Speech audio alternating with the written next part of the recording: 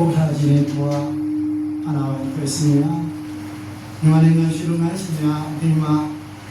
အဒီနေရရန်ကုန်တိုင်းဒေသကြီးမှာမှုဆောင်ဖွဲ့ဝင်များအားလုံးနောက်တစ်ခါတက်ရောက်လာတော့ရွှေလုံငန်းစီများအားလုံးမင်္ဂလာပါလို့နှုတ်ခွန်းဆက်ပါကြပါမယ်ကျွန်တော်အနေနဲ့ရန်ကုန်တိုင်းရွှေလုံငန်းစီများအပြင်ကြီးဥက္ကဋ္ဌဆရာဦးမျိုးမြင့်ရဲ့ကူစားစကားပြောပြနေရတဲ့ပုံတော့အမှန်ပုံနေပါတယ်အဲ့တော့ကျွန်တော်တို့တင်းကျုပ်အနေနဲ့ပဲဖြစ်ဖြစ်ရန်ကုန်တိုင်းအနေနဲ့ပဲဖြစ်ဖြစ်ကျွန်တော်တို့ရွှေလုပ်ငန်းရွှေလောကကိုအစဉ်တစိုက်တောင်းပြီးတော့ဆောင်ရွက်တဲ့အခါမှာဒီကိနာကဲ့သို့ပြောင်းလဲလာတာကရွှေလုပ်ငန်းရှင်လုပ်တော့ပြီဆိုရင်နံပါတ်1ကတော့ကျွန်တော်တို့ကထွေထွေအုပ်ချုပ်ရေးဌာနကမှတ်ပုံရင်းဆိုတဲ့မှတ်ပုံရင်းစီမံတာကိုအစီအမံတာဖြစ်ပါတယ်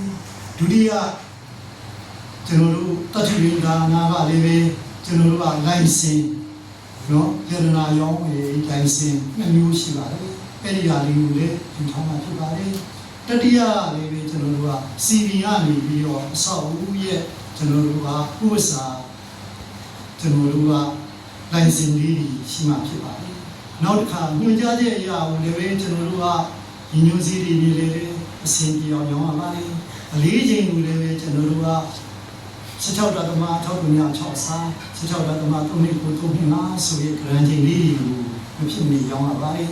နောက်တစ်ခါကျွန်တော်တို့စံချိန်စံညွှန်းကြတော့လေစံချိန်စံညွှန်းမိအောင်ဥပမာ15ပေဆိုတဲ့15ပေ